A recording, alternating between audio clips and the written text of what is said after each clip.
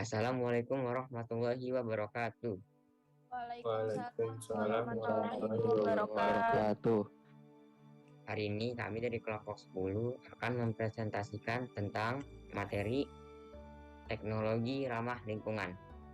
Namun, sebelum saya memulai materi tersebut, saya akan memperkenalkan beberapa teman saya. Yang pertama dari saya sendiri, nama saya Kafri Hanza.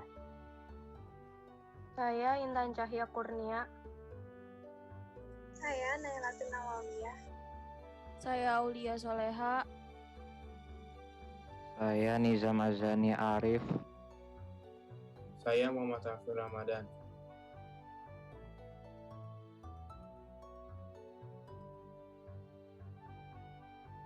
Materi teknologi ramah lingkungan ini ada beberapa bagian. Pada bagian materinya, yang pertama adalah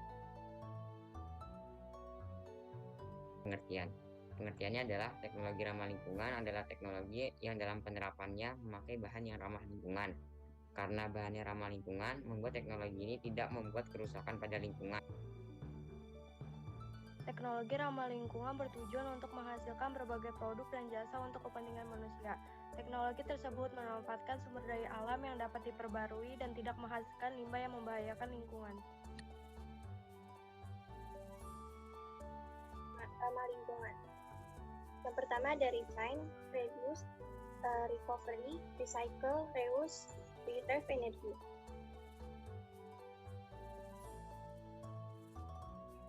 Refine merupakan menggunakan bahan yang lebih ramah lingkungan daripada yang dipakai saat ini. Reuse yaitu memakai kembali limbah-limbah pada proses yang berbeda. Reduce yaitu pengurangan jumlah limbah dengan optimalisasi atau proses. Recycle merupakan menggunakan kembali limbah dengan proses yang sama. Recovery yaitu mengambil sebagian material dari limbah untuk dipakai kembali.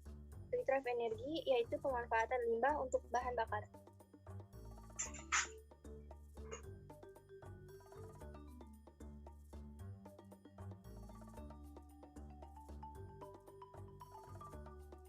Manfaatnya adalah untuk mengurangi jumlah limbah supaya tidak berlebihan hingga dapat menghindar pencemaran lingkungan.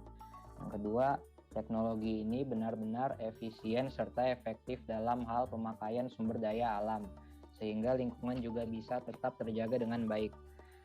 Yang ketiga, mengurangi resiko penurunan kondisi kesehatan makhluk hidup, terutama manusia. Dan yang terakhir, yaitu menekan biaya produksi atau hemat.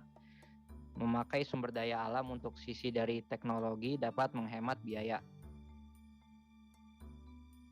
Selain itu, teknologi ramah lingkungan juga memiliki jenis-jenis dan juga penerapannya.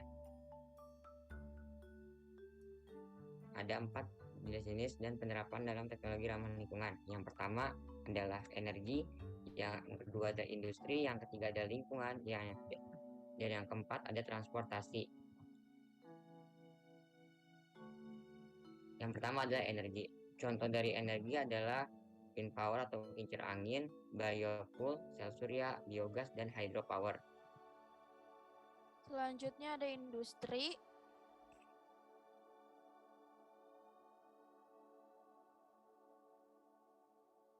Biopolling adalah teknologi ramah lingkungan yang terinspirasi dari proses pelapukan kayu dan sampah tanaman oleh mikroorganisme.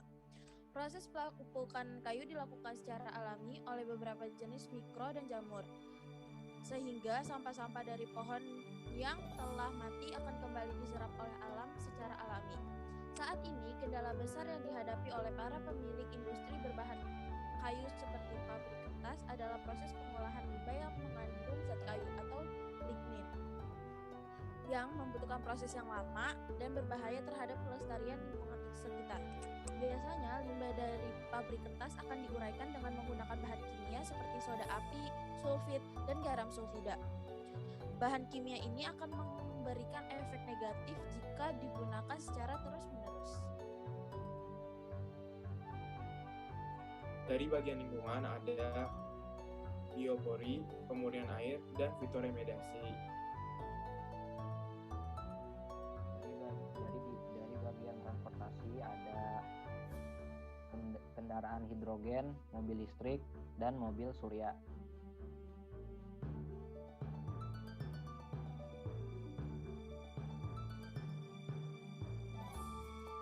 Ada juga perilaku-perilaku dari hemat energi.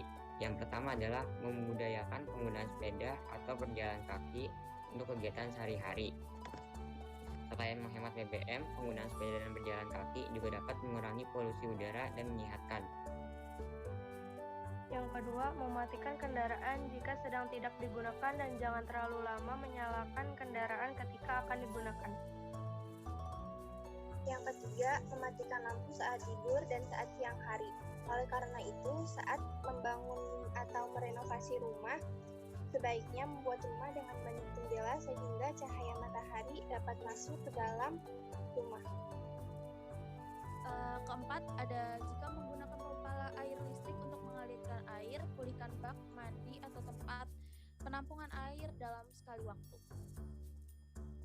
Yang kelima, yaitu membuat jadwal mencuci dan menyetrika pakaian secara teratur.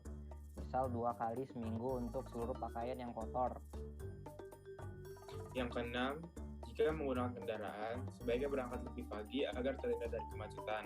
Kemacetan di jalan membuat kendaraan membuang bahan bakar secara percuma. Yang ketujuh adalah memilih peralatan rumah tangga yang hemat energi.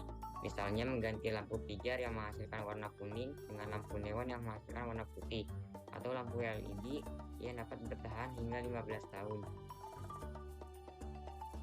8. Jangan buang kertas-kertas bekas begitu saja. Tanamkan dalam diri bahwa setiap menggunakan sebuah kertas berarti kita telah menebang sebuah pohon.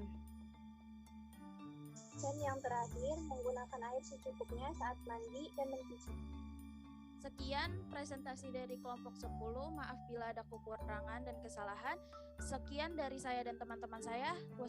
Terima kasih. Wassalamualaikum warahmatullahi wabarakatuh. Waalaikumsalam. Waalaikumsalam warahmatullahi wabarakatuh.